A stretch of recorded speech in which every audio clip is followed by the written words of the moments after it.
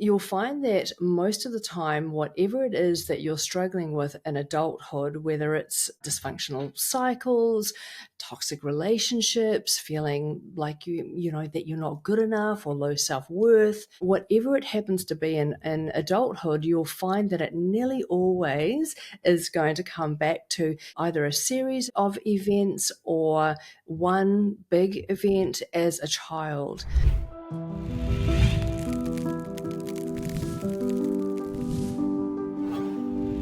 Hi, my name's Lawrence Joss, and welcome to the Family Disappeared podcast.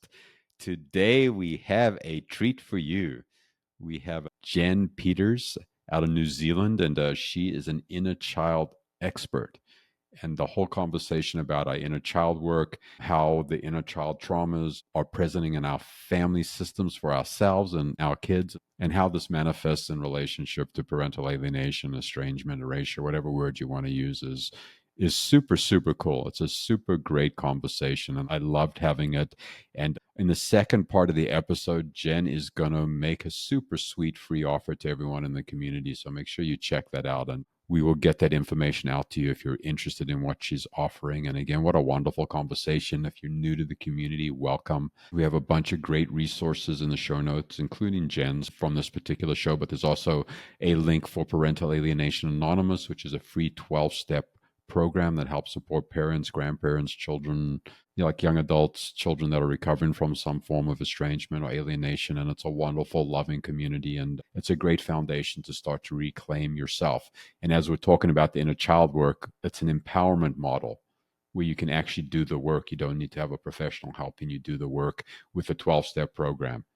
Professionals help support some of your interpersonal growth, but it's an empowerment program, and then inner child work is an empowerment program too. And I'm so excited for you to listen to what Jen has to say and the resources that she's offering. And just to remind everyone, we are a 501c3 nonprofit. Everything we do is free and will remain free and accessible to everyone. And if you do have some resources, we could use some additional resources to help us continue to bring this stuff to you for free, and also expand some of these conversations, offer trainings and other resources to people to go hand in hand with some of these podcasts. That's something we really love to do.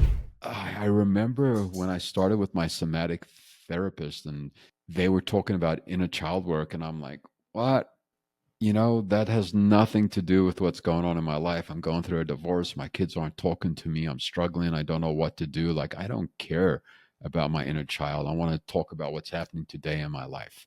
And I did therapy for a long time before I came to inner child work. And I was always talking about what was happening, what was going on. This person did that. I did this. This is the problem. We resolve it. Then I come back the next week. I'm okay. The next week I'm not okay. But I never actually got to the traumas. I never actually got to the wounds, because I didn't even know they existed. And inner child work opened up my whole universe, and I started tending to some of my really, really old wounds. And in tending to my old wounds, I learned how to have boundaries. And that sounds weird because we're all practicing having boundaries. But if I can't identify some of those original wounds where there were no boundaries in my family of origin, or when I was in vitro, when I was in my mom's belly, like, I can't take that out and bring it out into my full life. And by identifying these things through inner child work, I have integrated them, and I am the best parent that I've ever been, even though I don't have contact with my kids. At least I can understand my wounds, so I can understand what they're going through too. And it's life-changing, and Jen has some wonderful, wonderful stuff to offer. And that is definitely enough out of me. Let's see what Jen has to say. So, Jen, we are so excited to have you on the show today. And for anyone out there that is not familiar with Jen Peters, I'm going to give you an opportunity just to introduce yourself to the community, Jen. So please go ahead. Thank you. Thank you so much. Honestly, it is so exciting to be here. This has been in the planning for a little while, so thank you for having me. So I am Jen Peters. I am a visionary inner child healer, and I support people to heal their inner child trauma. I've got a fairly large healing community, primarily on Instagram, where I like to share a lot of information around what different inner child wounds can look like and how we can actually begin healing them. So thank you. Thank you for that, Jen. And I think a lot of our community is not necessarily familiar with what inner child work is. So can you define that for us through your lens, what that means to you? Sure. So inner child work, now there's lots of different ways of doing inner child work, but ultimately we all pick up different types of programming and conditioning through our experiences as children, and actually in particular around about until the age of about 7 years old. That's where a lot of our programs are actually formed, and they become the foundations and the rules that we live our life by in adulthood. So you'll find that most of the time, whatever it is that you're struggling with in adulthood, whether it's dysfunctional cycles, toxic relationships, feeling like you know that you're not good enough or low self-worth, whatever it happens to be in adulthood, you'll find that it nearly always is going to come back to either a series of events or one big event as a child. And so when we do the inner child work, we are actually connecting with those beautiful little inner children, those little parts of you who didn't have the support and the love and the guidance that they needed at that time when they felt this particular event. Now, I will say as well, oftentimes the events don't actually have to be that big. Sometimes it's actually everyday stuff that is happening in our homes and very normal or good families, so sometimes we'll look back and think, oh, I don't remember anything bad happening, but it doesn't have to be big. Oftentimes it's actually what we would consider normal parenting. Thank you for that. And I would think the audience and myself, before I came to inner child work, my first question was like, I'm having a problem today. I'm getting a divorce today. Why would I go back and look at any of my inner child work? Why would I take all those steps back? Can you just give a quick explanation how the present kind of relates to the past, and maybe a couple behaviors that might pop up in a divorce that would be related to kind of like inner child and older work for folks? Sure. So the patterns that we form, like specifically around divorce, it depends honestly actually how you got to the divorce. Perhaps that would probably be the key information. But if you're going through a divorce, you're going through tremendous change at that particular time, you'll find that there will be certain events that happened in childhood. Just say, for example, the first thing that comes to mind is infidelity. Say that there was infidelity in your relationship or your marriage and it continued coming up again and again, and this is what's causing the divorce. If you're not the one actually involved in the betrayal, you're on the receiving end of this, there's every chance that possibly you might have experienced betrayal when you were younger. Also, there's every chance that you may now, throwing these labels out here, so just a little bit of grace around this. It might not fit exactly, but if we've been in a relationship where this is happening time and time again and we're still in that relationship, that's telling us that we've probably got some abandonment trauma. We are not wanting to step away from the relationship, or we might have perhaps low self-worth or feeling not good enough, and it's keeping us bonded to this particular relationship, or in this case marriage. So as we go through the ending of that marriage, however that's come about, that gives us an opportunity to actually look at, there's some pretty bad stuff going on for quite a long time. Like, what part of me was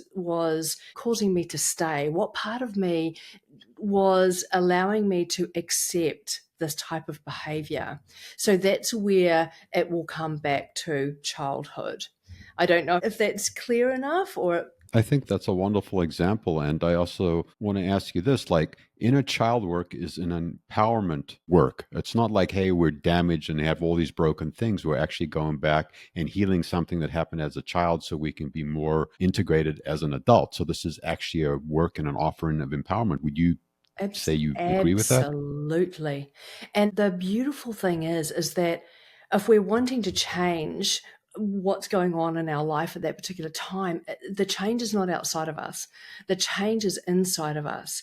So I feel like there could be nothing more empowering to actually have everything that you need inside of you to actually make the changes that you need to make to be able to bring your life into alignment. It's incredibly empowering. It's not until you start to experience these shifts that you really start to actually recognize how empowering it actually is. That's beautiful. And we have a lot of community members that are part of like a 12-step recovery program, which is also an empowerment program. Like, we Yeah. start to work on this stuff and we start to learn about ourselves and we start to be able to change. And we need professionals at times to help us, but it's also we can do this work too on a continuous basis with ourselves. And I just want to share this a little bit for anyone out there that's struggling with alienation, estrangement, whatever it looks like. When I married my wife, I married her because I had to take care of her in a certain way and regulate her nervous system. And my inner child wound is I used to do that for my mother. So I Yeah. picked a partner that I did the same thing because it felt familiar and it felt like love. Mhm. And I think this is really important in the inner child work is I'm noticing that, and I'm also taking responsibility for my part in the family system. So can you talk about a little bit of like taking responsibility when we're in this crazy situations that seem insane and we don't have any kind of part in it? How does the inner child work kind of like integrate into that, where we can actually see our little piece or big piece or whatever it is and take responsibility for that and start the healing? Oh, that's such a beautiful example, and thank you for sharing. And it's so relevant to so many people as well. In this case, what also would have been happening is that your beautiful little inner children who were caring for mum, when they were small, they are recreating the same scenario now in adulthood, because maybe this time, if they could just get it right, or if they could make sure her needs are fully met or their needs are fully met, then maybe my needs will be met. So that's what's happening underneath. And so, in terms of the taking responsibility, it's not about blame. And I also want to say as well that I truly believe I've done over 12,000 hours of specifically this work. And I truly believe that I don't think anybody gets out of childhood without having some of these wounds. This is part of being human. So please know that you're not damaged or there's something wrong with you. This is part of the human experience. So our invitation is to dive in and heal this. Yeah, and I think that's really beautiful that you acknowledge that we're all human and we're having this Yeah. experience and we're struggling. And as we bump into different obstacles in our life, that there is a place to go back to. And I think when I used to do just talk therapy, we used to talk what was happening in the present, and it felt like I was just going around in circles and Yeah. circles and circles. And I came to inner child work through somatic therapy. Like, what are the Mhm. different access points to inner child work, or is it just specifically with a person that's specializing in that? That's a really great question, actually. So, when you say different points, so are you asking whether somebody needs to specifically see somebody, a practitioner in this space, or are there other ways that they can do it? Well, it sounds like 12,000 hours is a lot of hours to have specific experience with inner child work. That sounds like a superhero, right? And there's different layers that you can be with a regular therapist and ask for access to that, maybe a hypnotherapist, maybe in groups. I'm just asking, in your Yeah. experience, what are some useful access points for people to have access to this kind of work? Perfect. I think that this is becoming, well, actually, all types of healing and therapy are becoming so much more mainstream now. So there will be many different access points. There are books around inner child healing. I just wrote my first book last year, Coming Home to The Path to Your Inner Child. So there are very specific steps in there that will actually guide you through actually connecting with your inner child. I know right now I'm actually running Reconnecting with Your Inner Child free masterclass series. So there will be others like that around. You can also access inner child healing. A lot of therapists do offer inner child healing, and I know that other healers offer this also. There is a lot of free resources around that will absolutely get you started. I will say, and I don't know what your view is on this, but one of the things I've noticed with a lot of my clients that come to me, that they've done a lot of different therapies and it has been helpful, but often it's not always reaching the actual core, like the foundation of the trauma. And that can also be where we go around and think, my gosh, I'm doing all this work, I'm doing everything right, but why am I still feeling triggered? Why is this still happening? So oftentimes a lot of modalities aren't quite going deep enough. So you really want to get down to the core if you can. And that's where you might wish to either work with somebody for a short time and actually learn how to do this, or perhaps through digital courses. I've got a year-long mentorship that is about to start in a month, which will be guiding people through. So there are a lot of different access ways. It really depends what resonates most with you. Yeah, we're talking about the access, and just so everyone knows, everything that Jen is talking about is going to be in the show notes. We're going to put links to any new courses she has coming up. We'll put a link to her new book that she just wrote. So there's a lot of information that will be put out there. And I'm curious, like we're talking about inner child work, but like within the scope of inner child work and what you do, is there like the inner young child, the inner teenager, the inner in-betweener? What does that look like? Are you addressing different parts and pieces when you're doing inner child work, or just before 7 and younger? So, for me personally, and I can't speak for others and how they do their work, but for me, I'm always going in through, well, not always, most of the time, I'll go in through a trigger. So, I'll be speaking with my client, we'll find out what issues they're actually having. And then when they speak about that particular issue, it is going to bring up a trigger for them. And then I will guide them to their inner child through that specific trigger. So, we're not choosing who we're going to work with. We're actually going straight to the part of them that's sitting underneath the problem that they're now experiencing. But I will say most of the time, the children, they are under 9 years old. Occasionally they are teenagers and sometimes they're adults. But the truth is, it doesn't actually matter. Like for me, the way that I do my healing work, we're dissolving the trauma in exactly the same way, whether they're 25 or whether they are an infant at the time that this particular trauma has occurred. So I approach it the same way. But what I will say to your question is that I have certainly observed that we have multiple inner children and we have actual themes of trauma. And within each theme, say, for example, abandonment is the most common that I see, there will be multiple versions of us at different ages and stages that all carry this particular trauma, but it's just been repeated at different times and reinforced at different times. So if we're working on abandonment, any one of those children or versions of you can come up, but it is mostly children. Thank you for that. And I lost my train of thought before, and you were talking about the efficiency of not talking about the story, but actually addressing the trauma. And that's what inner child work does. And I know so many people are in therapy and so many people need life support. So therapy is great and talk therapy is great for that. And as the work deepens, like this inner child work, like Jen's saying, you need to get to where the pain is. You need to get to where that leverage point is. And from there, you tend to it. And when you tend to that wound that happened at a really young age and you're able to get to that trauma, what happens? Do you all of a sudden get healed? Does something shift in your life? Like, what do you track with your clients to see that there's actually something that's being embodied or something that's shifting?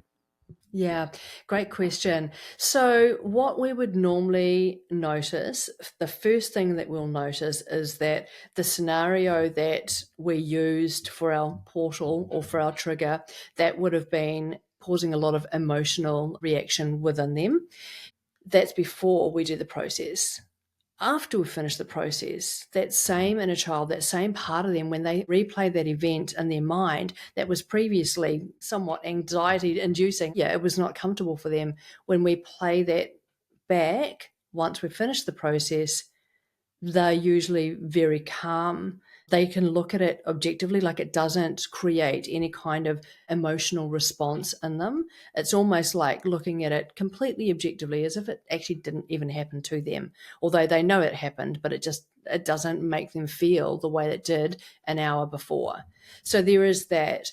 But what tends to also happen, because with my work, and you might have already noticed in this conversation, I'm very detailed. We go very, very deep. So we also look at exactly what beliefs were formed with that particular wound and what patterns were formed. And those are the patterns you now see on your day-to-day basis. So we dissolve those as well. So what happens over the coming days and weeks is that that particular scenario that used to activate them in some way or another, when that scenario next comes up, they actually notice that that's a scenario where they would normally be feeling anxiety, for example, or fired up, whatever it happened to be.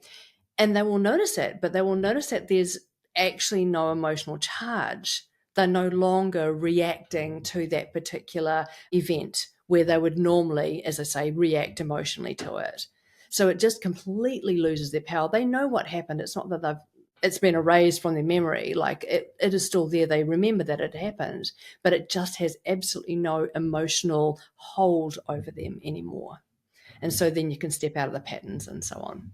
So this might be incorrect, but this is how I learned it from like a neuroscience perspective. From what I was taught, the amygdala doesn't have any sense of time or space. So when a Hmm. trauma happens as like a 1 year old, 2 year old, 5 year old, I'm still thinking and reacting as if it's happening in the present.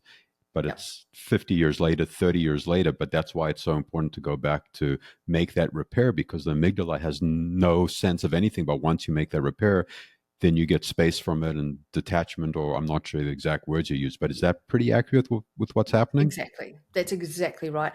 I mean, I'm very spiritual, so I'm using a lot of different energies as well, and my languaging will be slightly different, but that is exactly correct. We're just going back to that particular time.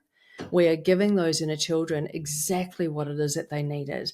And I'm often channeling as well the words that they need to hear and needed to hear in that moment. And particularly when it comes to unraveling those beliefs, I'm channeling what it is that they need to hear. And it literally, like if that little child had just heard these words in that moment, or had been held the way that they needed to be held. When I say held, I mean held and protected and connected with. There wouldn't have been a wound there. And so we're really just doing that. That's what we're doing. But the key is that I have found that we need to get to that level of detail. Otherwise, it can almost whitewash it a little bit. You'll get some result, but just not to the depth that we need to. And I love how detail orientated you are, and that you're bringing in the spiritual component, because for a lot of people, that spiritual component and the channeling and bringing in the energies is super, super important. And some people like a more square box. There's all different practitioners that can offer you different access points. But I personally am connected to the spiritual environment too. So I love that that's part of our conversation.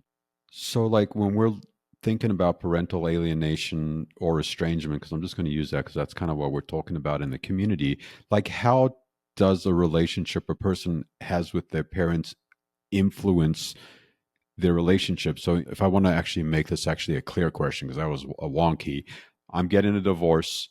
My ex wife is super connected, enmeshed with my kids, and what's happening with my kids in relationship to my ex-wife from an inner child perspective, where they're taking care of her, super enmeshed, becoming kind of like surrogates for her voice and stuff. Like, what wounds are happening? What can we track as parents to have a little bit more grace and understanding for what our kids are going through? And does that make any sense?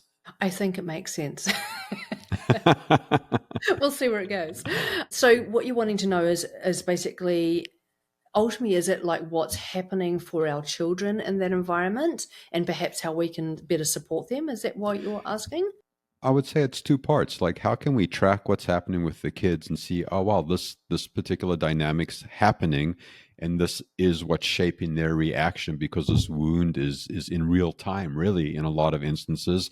And then how maybe we can support them with that, or be some kind of buffer, some kind of Yeah, light, some kind of something. that's so hard. That's just such a hard scenario situation to live through. It really is. And honestly, my heart does go out to anybody in that situation. It's very painful when we're dealing with kids, our not just any kids, our children in that situation. I think firstly understanding that it's not the kids' fault. It is absolutely not their fault at all. Their survival right now, if they're with that other parent, their survival is on that parent. So underneath, they're going to be doing what they need to do to be okay. I think that them knowing that you are always there, that there is zero judgment, because that what's popping into my mind, the messaging that I'm getting right now as well, is that these children, and even if they're not small children, even if they're teenagers, these kids are going to feel like they're betraying the other parent if they say anything or if they go against that other parent. And if it feels like their survival is on that particular parent, they're not going to want to do that. And it depends on the child's makeup as well. Some of them, they may feel guilty and actually responsible for that parent, depending what that parent's sort of saying to them. So I think actually creating a very safe, neutral space where they can just come into your world, whether it's actually physically coming to your home or into a conversation, a text message, but just knowing that you are there no matter what.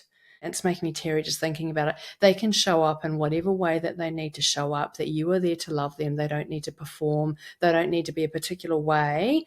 They just need to be beautiful them, and you're going to be there for them no matter what, because that's what's not happening over there. Right. And just to stay with that scenario, like the kids are really enmeshed, they're in survival mode, they're really connected to the other parent. But is this the beginning of like an abandonment wound for like inner child work? Is this where the wound's actually starting, where they're really connected to this one parent? If they start to pull away, there's some kind of punishment the abandonment's getting kicked up right then and there, and then they're abandoning themselves to not have a relationship with the other parent. Would that be an actual beginning of potentially a wound? I think that the wound will have already been formed.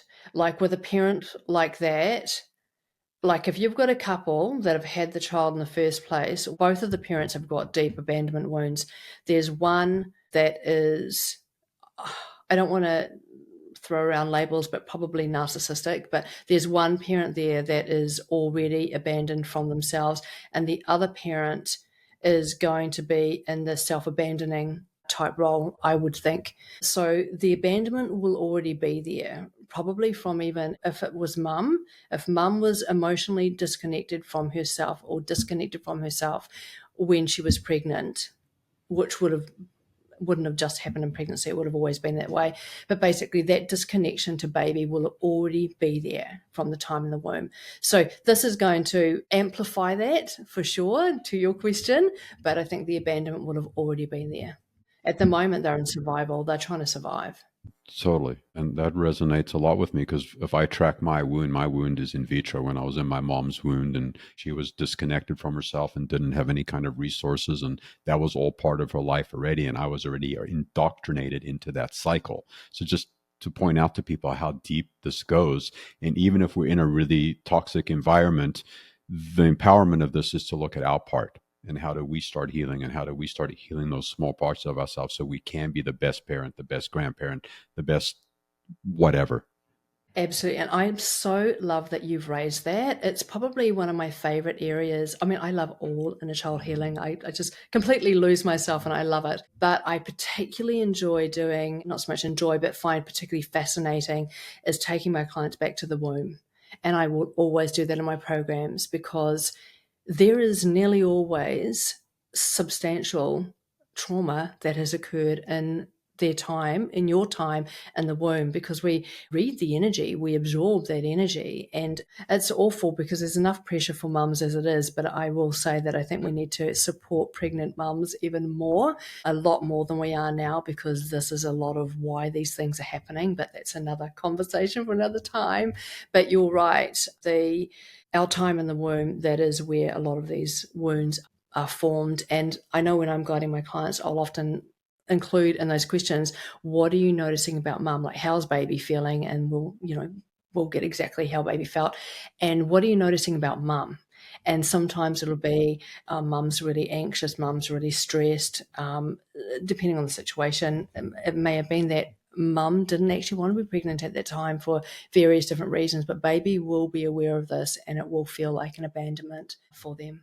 So I don't know if this is going to be appropriate, but I started doing my inner child work. It was a somatic based, which I really enjoyed. And the person that I was working with, as we were talking about the in the womb and my relationship with my mother and what was going on, he brought up the word of incest, emotional incest. And I'm Right. like, whoa, there's something wrong with you. But as we continued to do the work, that enmeshment and that codependency, and how my mom needed me to regulate her nervous system as I was in the belly instead of her taking care of me, really felt like Yeah. that gives me a visceral feeling in my body Yeah. that's upsetting at first, but unfortunately super, super true. And what comes up for you when I talk about something like that? Do you have powerful wording and stuff around some of the stuff when you're digging into people? Is it, I don't know, more of a subtle entrance? I would say those aren't actually words that I normally use. Not for any reason. I don't choose not to use them. It's just not words in my vocabulary normally to use. But when you describe it like that, there are definitely times that I could actually see that happening, like quite clairvoyant, and I could see. I think that those words would probably very accurate, as raw as they actually were for what happened for you. But what I see more of, and I've done, I don't know, around 450 of those particular process, and there's only been 4 times we've not come across some significant stuff. It's very interesting, which is why I always include it. But what I would normally see is not so much that, it's more around the abandonment. It's more around either not wanting to have baby, or it's not the right time, or there's a lot of volatility between mum and dad. Sometimes it can be, a lot of the times mums feel unsupported, so there's a lot of anxiety. It might just be, it's not that mum's been a bad mother before she even starts. It might be that she's got 2 or 3 other children running around and they're under 5. And anyone who is a parent will attest to the fact that having small children, it is exhausting and relentless. So they don't have the time or the headspace to be connecting with baby inside, but baby does feel it. Yeah, and just anyone out there listening, we are talking about mothers and in vitro and in the belly, and the inner child wounds are from both parents. So I just want to acknowledge we happen to be talking about that, but both parents bring all their stuff into the relationship. And if we could just touch basis a little bit on of other gender parents that are in the picture, what does early wounds look like with dad or, other family members, stuff like that? So, baby is definitely aware of other people in the picture as well. For example, if dad was to leave, or if dad's not wanting to have baby, baby is well aware of this. So, anyone who is actually around close to mum, baby is picking all of that up as well. Something I want to just put in here, if I may, is just that it might answer some questions for some people within your audience, and it does come up a lot. Well, often. I've definitely noticed a correlation. I don't know if you have too in your work, that when we struggle with suicide or suicide ideation, anything like that later on, I will take my clients back into the womb, and I have found consistently, without fail, they will have a trauma that was formed while they were in the womb, and the beliefs sit around that they are not meant to be here, they shouldn't be here, or they're not just not wanted, but they're not wanted here. They don't belong here. Now, this can come about if there's conversations or thoughts around, this is maybe around termination, or perhaps decades ago where adoption was very common. Perhaps if they've been born into a family who are heavily religious, where out of wedlock is absolutely not acceptable. Those kind of thoughts and conversations will often, baby will pick that up, and they will get a very strong message that they're not meant to be here. They're not welcome here. They could cease to exist at any moment. And that forms a wound. And I find that that wound is always present when I've worked with people. And I haven't worked with a lot of people that are suicidal, but I have worked with some. And that wound is always present. So when we heal that wound, those thoughts stop.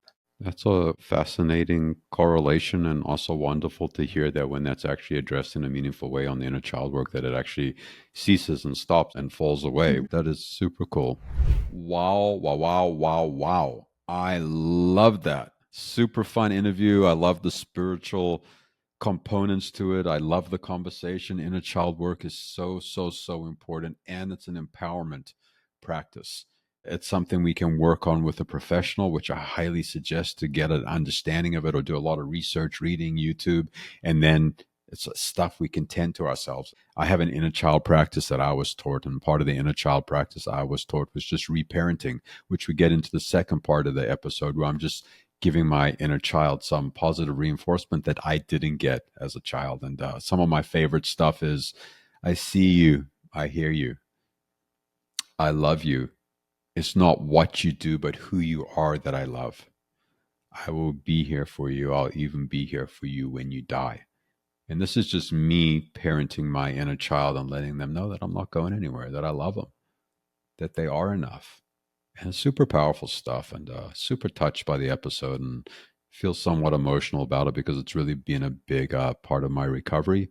And it's also a big part of understanding my children's trauma and what they're going through, and some of those original wounds I was there and I was participating in the family system, and maybe I caused some, maybe I didn't cause some, maybe I co-created some. I'm not sure, but it's super useful to understand these different pieces and parts. So thanks for coming out to play today. Great stuff in the show notes. All Jen stuff is in the show notes. The free 12-step program, Parental Alienation Anonymous, is in the show notes. 501c3 nonprofit. There's a link in the show notes if you would like to donate, which we would love you to participate in that if you have the resources. If you don't have the resources, love you to volunteer and do something like that. And yeah, part 2 is super cool too. And I like to just say this to you in case no one's told you yet today, I love you. And I'd say, just to open that up a little bit, this is part of the inner child work, is to hear that we're lovable. And I say I love you because I love me. And I couldn't say I loved you before because I wasn't really sure if I loved myself. And I didn't even know that was really an option because I was much better at abandoning myself. So thank you. Have a beautiful day. See you around the neighborhood and come back for the second part of the show.